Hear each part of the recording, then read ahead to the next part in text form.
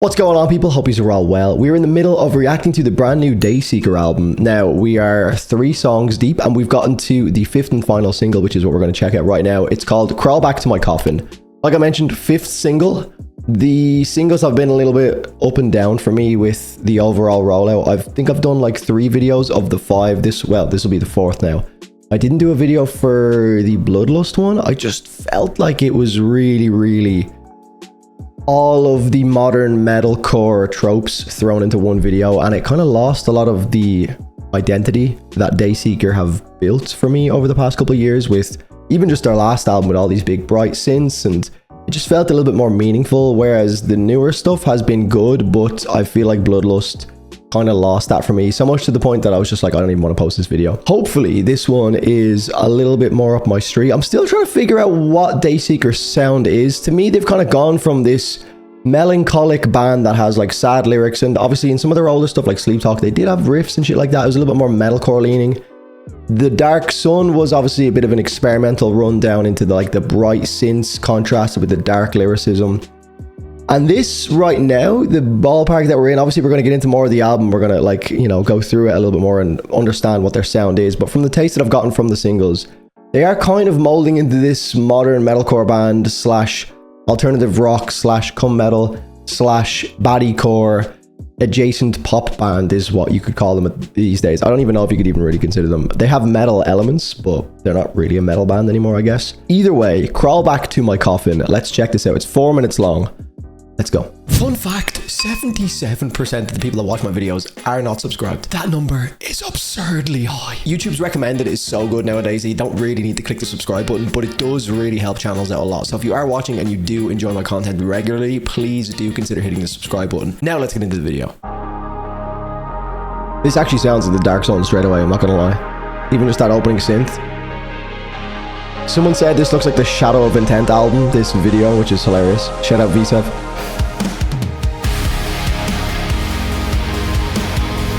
This is very interesting timing with the Monsters documentary that's just come out with Ed Gein. Ed Gein just dragging Rory out of his fucking coffin. Sorry. It's a great looking video.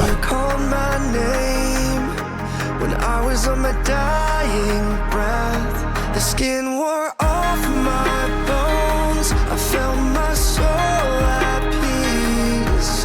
Can I just be alone again? A few more decades, please. Can you tell me what it's like to bring the dead back to life?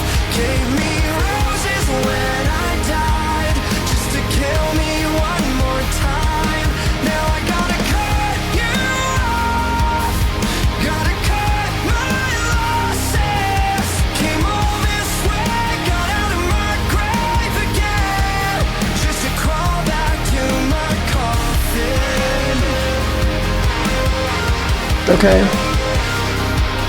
It's a goddamn shame. This is like an Elden Ring scene. This literally looks like that fucking DLC part of Elden Ring that I want to fucking die even thinking about.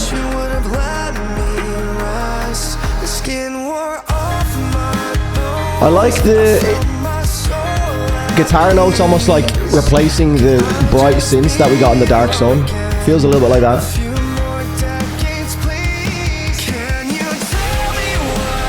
What the fuck is going on? This is Elden Ring maps! It's a great video. It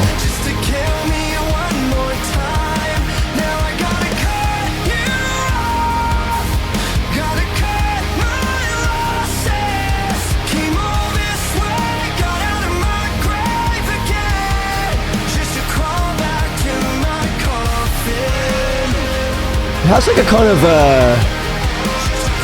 is it like a bit of a Midwest kind of emo twang to it in moments, or the melody progressions?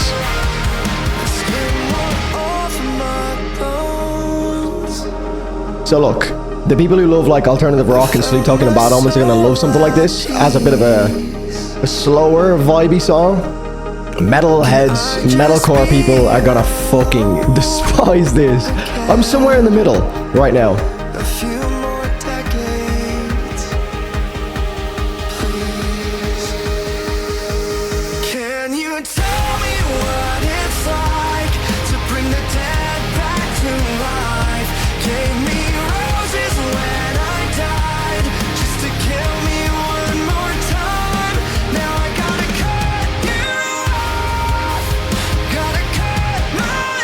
It's an incredible video, man.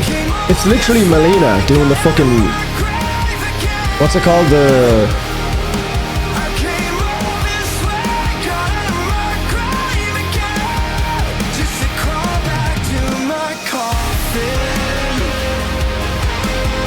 That's an incredible shot.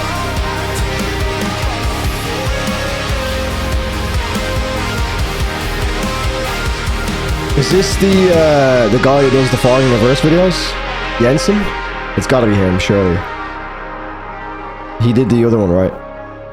Jensen. Yeah, Jensen. He is absolutely incredible. I'm not gonna lie, the MVP of this video is Jensen. I'm not gonna lie. I do believe that the visuals are more enticing than the music here. Like I said, fall somewhere in the middle with what I'm hearing so far from Dayseeker on this album. I can see all of the elitists and the people that will only listen to fucking, you know, progressive, blacked out, darkened death metal that will absolutely piss on this, even though no one asked. You know, they'll chime in and say, "Oh, Dayseeker's fucking mid, bro. Like, Dayseeker's for pussies." So I can see that side of things, and then I can also see the opposite end of the spectrum, where there'll be a lot of people that absolutely fall head over heels for this, and ultimately I don't think it warrants the falling head over heels. It's a very well polished package, don't get me wrong. Very easy listening. Like, this is that kind of perfect middle ground for me. I have a lot of people that don't listen to metal in my life. My girlfriend, for example, doesn't really, she's not interested in the heavier moments. So something like this is definitely a nice middle ground for someone like me who doesn't have like a metalhead, quote unquote. I hate even like saying that. It sounds so, even the idea of that sounds elitist. Like, I don't have a metalhead girlfriend. Like, describing people by their music taste is so cringe, but you know what I'm saying. I'm saying it for the purposes of explaining this. But my girlfriend just isn't into heavier music. So something like this is a very nice middle ground where you can put it on in the car and it has nice chord progressions, it has nice melodies. Now, where they do ruin it a little bit sometimes, and this is why I think I actually enjoy this song a little bit better, is that they don't go fully down the route of just throwing a breakdown in. I actually prefer this when it comes to Dayseeker. I feel like they've fallen into that, I don't want to call it a trap, but this is where I get a little bit confused by this band over the last couple singles. It's like the song is flowing in a particular way that just feels quite chill and vibey, and you can listen to it in like a late night drive, but then they just have to put in like a scream vocal, a call out, and a big breakdown, which just feels quite disconnected from the rest of the song. So something like this is kind of that perfect middle ground, because there is a lot of metalcore bands that are borderline pop bands, which is great if you're looking for something like I mentioned with my girlfriend in the car, or just like even family members or friends that are into metal music. It doesn't necessarily have to be like a significant other, where they're not into heavy music, and you put the song on and all of a sudden there's a breakdown towards the end, and then you're like, oh, they're gonna hate this part, like, so I have to like lower it down or change the song. Whereas something like this just kind of feels like it has more of an identity. It's trying to be a kind of alternative pop rock song is probably the best way I can describe this. I don't know, it obviously falls into many different subgenres and subcategories, but there's some nice detailing in there. I don't know how much of the synth is actually present. There's definitely less like bright synths than what we had on the Dark Sun, but it does seem like some of those synths are being replaced by some of the clean guitars. I didn't watch any of the videos for the Dark Sun, I just listened to the album on Spotify, so I didn't actually see the visuals of what was being played, but I know the synths on that are that's one of my favorite albums when it comes to just like pure synths. It's just so bright, so fun, but then obviously it has that nice contrast with some of the dark lyricism and then some of the heavier guitar moments. So ultimately, not a bad song. I think that's more likely to go into my playlist. Like, I just listened to Creature in the Black Night again, and I actually took that out of my playlist. Pale Moonlight stays in the playlist. I think that chorus is very, very memorable. Very good chorus. And I feel like that song just suited a breakdown a little bit more, just with like the dark kind of synthy vibe to it. Whereas this one is a little bit more emotional. And I feel like not having a breakdown in this song actually suits this song a lot better. So yeah, enjoyable stuff. Just to give you guys a bit of an insight, I've given Pale Moonlight an 8.4 on my re-listen on the album reaction. I've given Creature in the Black Night a 7.9. And I'd probably give this something like an 8. I know that's not much of a difference between Creature in the Black Night, but I think it's an 8 out of 10. I think it's a solid, like, driving song that I could easily put on in the background. Not necessarily an active listening song. It probably will grow over time. That chorus didn't grab me massively on a first listen, but I think over time it will definitely grow. So 8 out of 10 for this song. So we're averaging around an 8.1 so far for the first three tracks.